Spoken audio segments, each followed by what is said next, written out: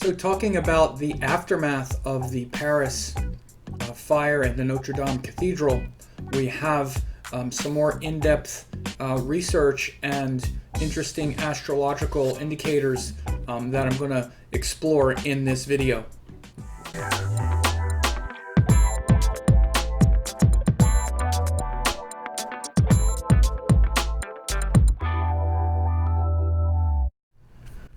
So I'm here exploring this chart of the recent Notre Dame fire and some of the things that I've since discovered, and that many people who have been following that video and that story on YouTube and Facebook and other places have been describing and discussing. First, it was since it happened a couple days ago. This is like 2 days later now, April 17th. I'm recording this. It happened on April 15th. Since then, we've seen that it's been quite, a lot of grace has unfolded. It could have been a lot worse than we had first thought. There was a possibility that maybe the damage would be totally, sorry, that the damage would be totally irrevocable, that it would be totally destroyed. And now we know for sure that it will be rebuilt. We know that there will be, efforts made to resuscitate and rebuild. And it almost feels like there's something, maybe not beautiful by any means, but sort of purgative, like when you do a purge or when you cleanse. There's kind of a sense of hope that because we were spared, that there's an opportunity to literally create something beautiful and new out of it. And, out of the shards of the old, as I said, to build something new out of the shards of the old. And the spirit of the French people and the Parisians, they really came together around that spirit. And actually, I even did a Facebook post where I talked about, and I asked a few questions rhetorically for us to really see this, and what I said here is right up here.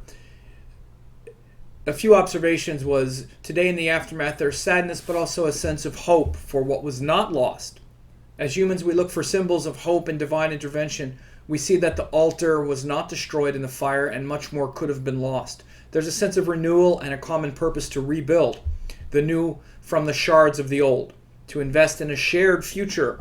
We have no choice now but to create that. Right? And I also put, I see this fire as a visceral symbol for the need for a spiritual renaissance that surely needed in the Catholic Church and the oppressive structures of all religions that seek to control and diminish people. Happening so close to Easter is clearly a message. And then I said, a few questions for you. What are you holding on to that you need to let go of? What ancient beliefs about life need to be consumed in the fires of truth? What do you have space, and are you prepared for what comes next? Because it is coming. So it's very interesting. Again, what do you have space for in your life, and are you prepared for what's coming next? These things are really important now as well. And there's a sense of, optimism. So, the altar wasn't destroyed. The some of the artifacts were rescued, and there's a few other amazing things that have also happened that, and at first I didn't realize this, but Notre Dame was actually built on an ancient site where there was a temple to the god Jupiter, a temple to the god Jupiter. And notice in that chart, and the main thing that I stressed was Jupiter retrograde in Mula in the Gandanta position. This is the main thing I stressed in the previous video. It was like Jupiter all over this, shifting and changing our belief system, our sense of optimism, hope, purpose. And again, Jupiter is definitely related to churches, teachers, priests. And he went retrograde. He just poked his head in Sagittarius and then went retrograde, and that's when it happened. He had just gone retrograde in Mula Nakshatra, which has to do with uprooting and pulling out by the roots. It's quite destructive, this nakshatra, right? Especially Mula, very destructive. Again, the other side of it, Jeshta, is also, Jeshta is more about combat and battle and warfare and struggle. But Mula is about destruction. There's literally a black hole in the middle of Mula at the center of our galaxy. And so this uprooting, this destruction, this calamity, again, that's the god, that's the goddess in this section. And Jupiter is there. Of course, it's the sign of Sagittarius. And it's right at this point between Scorpio and Sagittarius in that Gandanta position. So how amazing is it that this used to be a church or an old temple to the god Jupiter or Zeus in the Roman mythology? You have to remember, this isn't Catholicism. This is ancient mythology, which is very much like we do in India. Now, we don't use the planets in Catholicism. In Christianity, we don't study Jupiter and Saturn and Venus. There's not the mythology and the cosmology that the ancient Romans even had. In the ancient days, Zeus was a god related to Jupiter, related to Thor in the Norse myths. Of course, Brihaspati in India. So it's that same entity. You have to understand, it's the same entity. Just because it's a different mythological symbol. And by the way, even the mythologies are congruent. Jupiter he represents all the same things that he represents in the Greek and Roman mythologies as he does in the Indian. The same principles. He's related to Lord Indra, who is the king of the gods. And there were more connections to Jupiter and Indra energy. There was also very powerful lightning strikes in Athens in Greece on the Parthenon. Some very dangerous lightning strikes. Again, Jupiter has to do with lightning, destruction. This lightning is the symbol of God coming from heaven, striking the earth. That fire that moves through the heavenly realm and comes down to the earth. Again, that's very related to Jupiter, especially as Indra, the king of the gods, and the lightning bolt. And that spark of inspiration, especially as Sagittarius moves into Pisces. We see that also in the nakshatras up here, right before Pisces, especially in the nakshatra Purvabhadrapada, which is ruled by Aja Ekapad, who is the one-footed goat or the representative of lightning, and Shiva's thunderbolt coming down. Again, Lord Shiva is a composite of many Vedic deities. He's like a composite of Indra and Agni, and also Vayu and Varuna. Shiva, Shiva is a name, or it's a title that was given to Rudra in the Sri Rudram. They say Shiva, Rudra. And then they just started in later myths calling this deity Shiva, but he's actually, the original form was Rudra, who was the one compiled of all of the weapons and powers of the other demigods into this one real badass god. And they were afraid of him. And so in the Sri Rudram, they're talking to Rudra, like, Rudra, don't kill us. Rudra, protect us. Rudra, help us. Auspicious Rudra, take care of us. Auspicious Rudra, which is what Shiva means. Shiva means auspicious.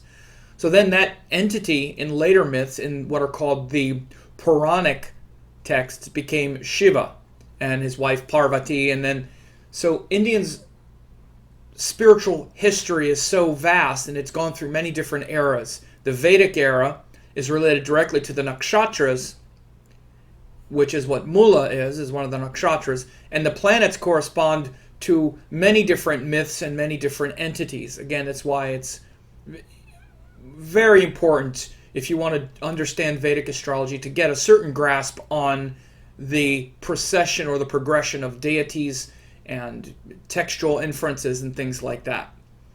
So Jupiter has, again, he has a very deep relationship to Lord Shiva, for sure, also to Lord Ganesha, but in many ways he's the great teacher, the great guru. And of course Shiva is said to be the guru of the gurus.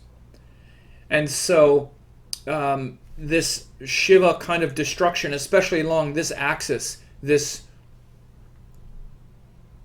early Sagittarius Mula axis, is clearly shown, especially because Rahu just went into Gemini.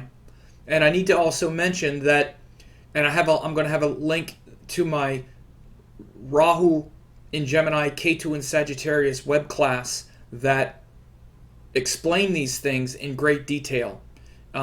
That's one of the things I wanted to make sure also to describe again in this video, is those things that I discussed in that free web class that I did a couple months ago. It's about an hour long, describing this transit of Rahu through Gemini and Ketu through Sagittarius. One of the main focal points of that was this concept of the of churches, popes, religious tolerance, and religious intolerance. All of those things were part of that. And in fact, here is the manual. This is literally the manual, and this is free. You don't have to pay anything for it. Sometimes people are like, oh, it's always money. You guys always want money for everything. People don't want to pay for anything, yet they want real knowledge. I'm not going to get off on all that because I don't really care, but I got plenty. But this is one of the slides. This is, you just get to download this for free. But spiritual insight, power, our faith is deepened and tested, being put into practice what we believe. This is the Gemini Sagittarius lesson. Spiritual insight and power, where our faith is deepened by testing and putting into practice what we believe. Nothing like having your church blown up or all of these scandals with the church and all that. It's bringing all this stuff out now. So this is the Gemini Sagittarius life lesson. And again, here's one of the first slides from the presentation. Church scandals, gods, popes, and mysticism are shown in this axis. We may see both religious intolerance and tolerance at the same time. Church scandals exploding, Pope Francis in jeopardy, and this is his chart. This is the chart of Pope Francis. Now, this is one of the reasons I wanted to do this, because this is the chart of the event, of course. Jupiter here at less than 1 degree. The sun is exalted in the 8th house, but the sun is also very early Gandanta as well. The same Gandanta position as Jupiter. In fact, Jupiter is aspecting the sun here, right? The sun had just crossed past that Jupiter aspect, but it's very close. And it's in the 8th house from the Ascendant. This happened at about 6:20 Paris time. The sun had just gone into Aries. Again, Aries is about fire, things burning. It's in the 8th house from the Ascendant. This is the local time. Again, Jupiter is right there, had just turned retrograde. I think it was the day before or 2 days before. And it's aspecting this sun. It's in Sagittarius. Again, Sagittarius, which has to do with churches, has Ketu Saturn, 2 other malefics right there in Sagittarius. Which, again, as predicted in the handout you just saw, I said that this Ketu Sagittarius was going to be a time when we're questioning our faith, questioning our religion. Part of the reason we're questioning it is because Rahu is in Gemini, which is questioning things. And in this case, it's questioning our beliefs, right? So this is clearly shown by Rahu going through Gemini, Ketu going through Sagittarius. So again, get the free web class. Doesn't cost you anything. You just got to register for it, okay? And I'll talk about this, and I also talk about the previous 2 cycles when the nodes went through Leo, and then, when Rahu went through Leo, and then the previous one we just came out of with Rahu going through Cancer. So this stuff is really powerful. We also have Mars in the 9th house from the Ascendant. 9th house has to do with churches.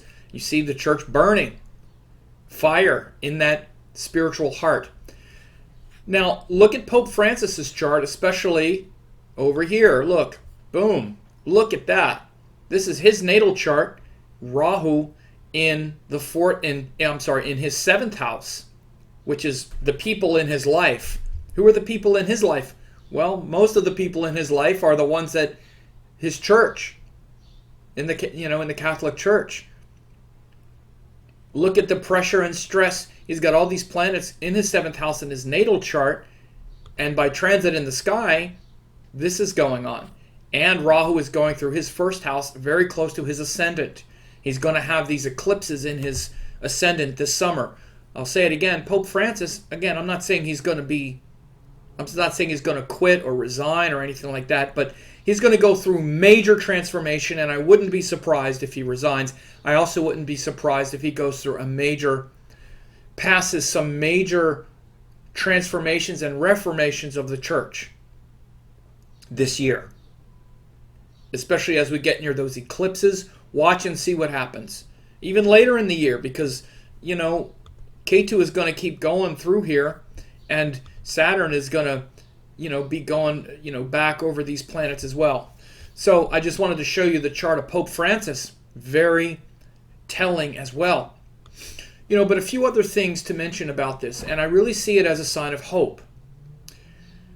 There's been some people that have voiced some shock that, now that we had this Notre Dame Cathedral collapse, fire, all of a sudden these billionaires come out of the woodwork and are ready to put this money into this church, and then we go on this whole rant about how the church is nothing but a bunch of old pedophiles and stuff. Listen, you don't have to tell me. I've never been into any kind of organized religion, and I've said many, many times that this corrupt pedophilia and insanity in the Catholic Church not only needs to change, it needs to be utterly destroyed.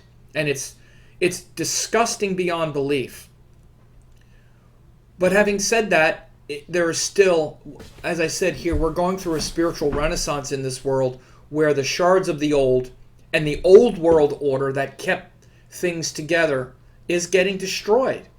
And the highest quality of what religion has to offer is that spiritual answer that doesn't come from anything of this earth. In its highest expression, those things are in every religion. The problem is the spirituality is gone, which is the connection to spirit through each individual, especially with the Abrahamic religions, where it's all about worshiping the idol, worshiping the figure. To say, well, I have Christ consciousness in me. In Christianity, that's blasphemy. That's the kind of thing that needs to change, because that's the outdated model of Christianity, that it's based on worshiping Jesus instead of finding Christ consciousness in your own life and in your own heart. Now, again, we'll see how these religions transform and change, but there's no reason to say that there's something somehow corrupt about people wanting to preserve the symbol of Notre Dame, preserve the building, and replace it with something that is of this age. Because the world as we know it has been destroyed. It's being destroyed right before our eyes. And that involves patriarchy and outdated systems of oppression and all of this stuff. So this can be an opportunity to integrate the old beauty, the Gothic potential, and the time-tested, universality of spirit and of spirituality into something modern and new. And I love the French people. I love Notre Dame. I think that spirit of ingenuity, of this new world will bring forth something beautiful that will be a symbol of the next wave of spirituality, and in a secular, spiritual and mystical way. That it won't just be a, oppressive Christian dominated, type of thing. Of course it'll be Christian, but in a more open way. And this is the great opportunity right now. And Pope Francis also has the kind of chart where he could bring forth something like that, or the next pope will, or what have you.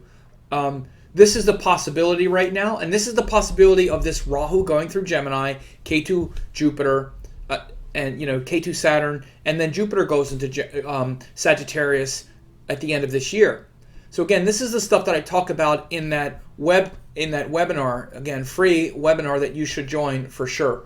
It's definitely something that will help you understand things better.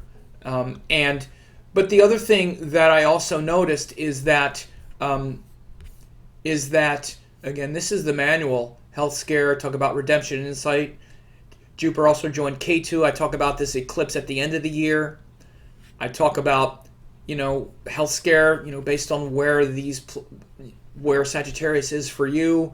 These cosmic shifts, I talk about these very important dates throughout the year. One of them is coming up June 8th through June 15th. Mars, Rahu, exactly opposite Saturn, Ketu.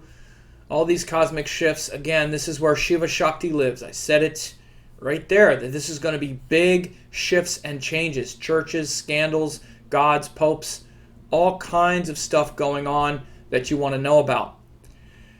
And I want to just also talk about, it wasn't just a fire at Notre Dame. There was also a fire at the Temple on the Rock, I think, in Jerusalem.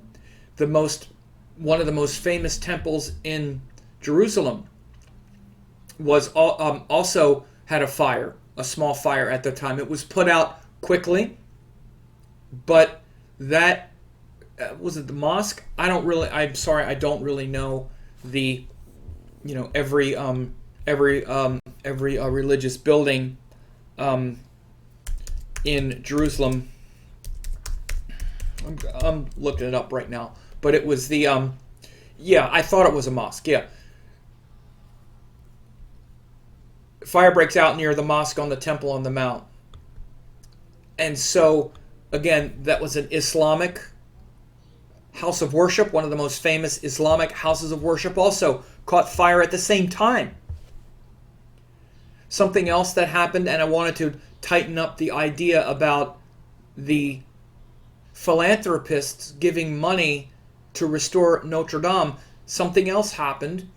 There were a bunch of bombings, church bombings and church fires set in the United States, and I think it was Louisiana.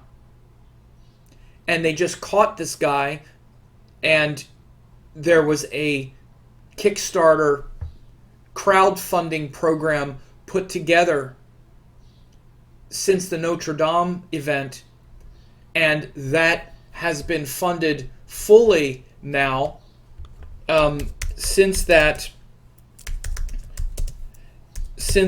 Notre Dame happened.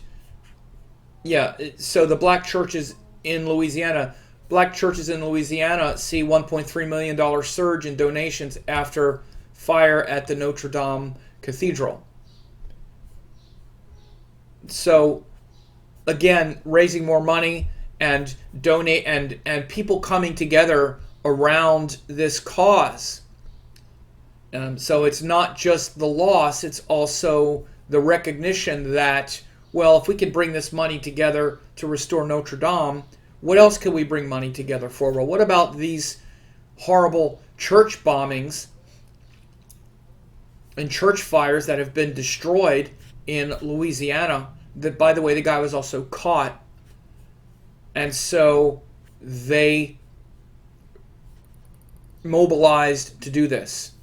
So the GoFundMe Fundraiser to support the churches have been active since April 10th, but they really kicked into high gear since the Notre Dame fire. So what more could you want, right? It's pretty amazing. Notre Dame used to be built on a temple to Jupiter. That's what I talked about in the video, that this was all about Jupiter. Jupiter retrograde, and Mulla just poked his head in there in this Gandanta position. Much more grace than we thought. Walls didn't collapse. The whole thing wasn't totally destroyed. It's an opportunity for renewal, rebirth, optimism. And maybe that's just me seeing the pot half full. That's the way I tend to do it. But I've seen astrology used to just be gloom and doom, conspiracy theorist, and I've not seen it.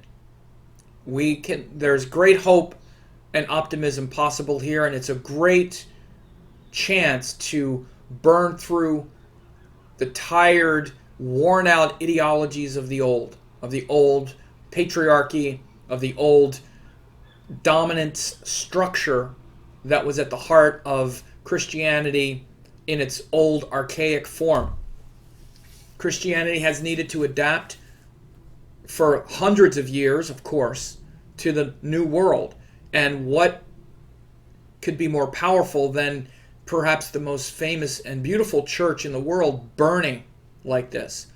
It's burning to open the roof, take the roof off, let the air in, open it to God again, open it to the sky again, to something more mystical, more metaphysical.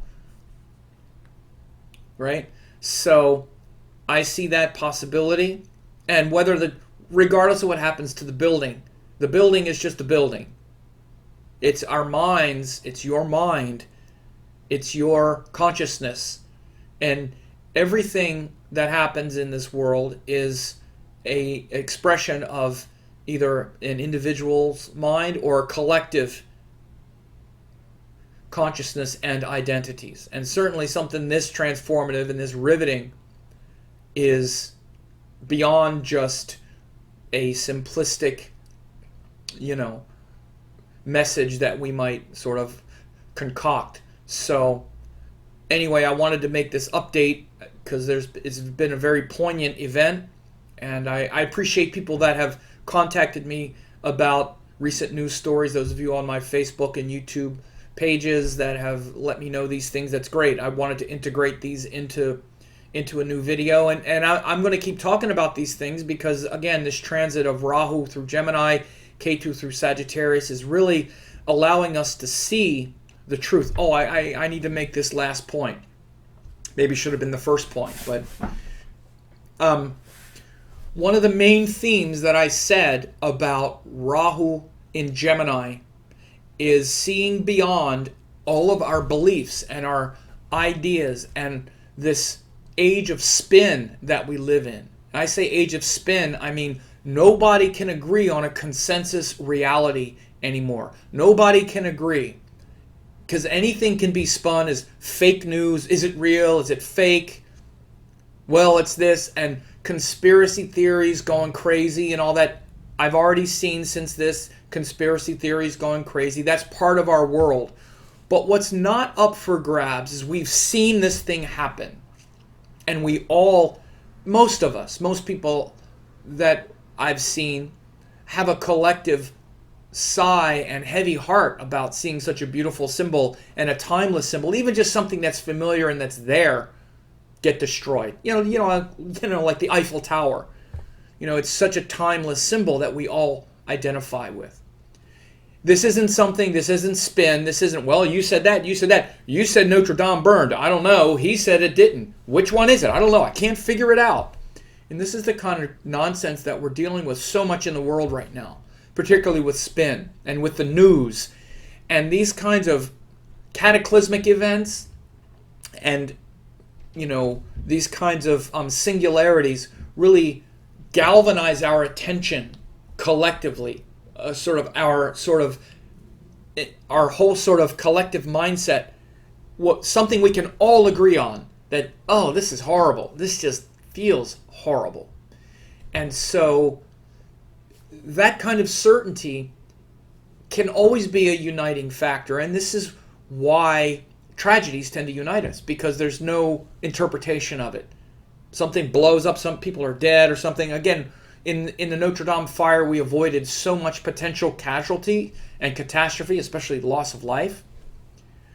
So this whole idea of Rahu going through Gemini, the highest quality of it is to shake up our spin, to shake up our preconceived ideas, to shake up what we thought everything was. And one of the main ways we do that is to have these events and these moments that captivate our attention to the point to where we have to really focus and go, what does this mean? And to try to work through that short attention span, that kind of spin cycle that we're in, that we've been in for a while. And I think things like this, with our identity and our paradigm and our typical framing getting blown up, it leaves us a great opportunity to think clearly, to have discrimination, to consider everyone's point of view.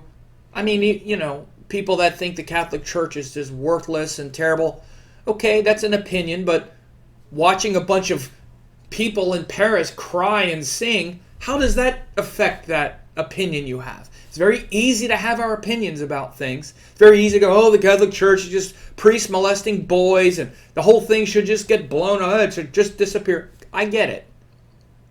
But how well does that opinion stand up when seeing Notre Dame burn and Parisians crying and singing beautiful songs? Because one of the most beautiful parts of Christianity is the music. That's why I say the music and the architecture.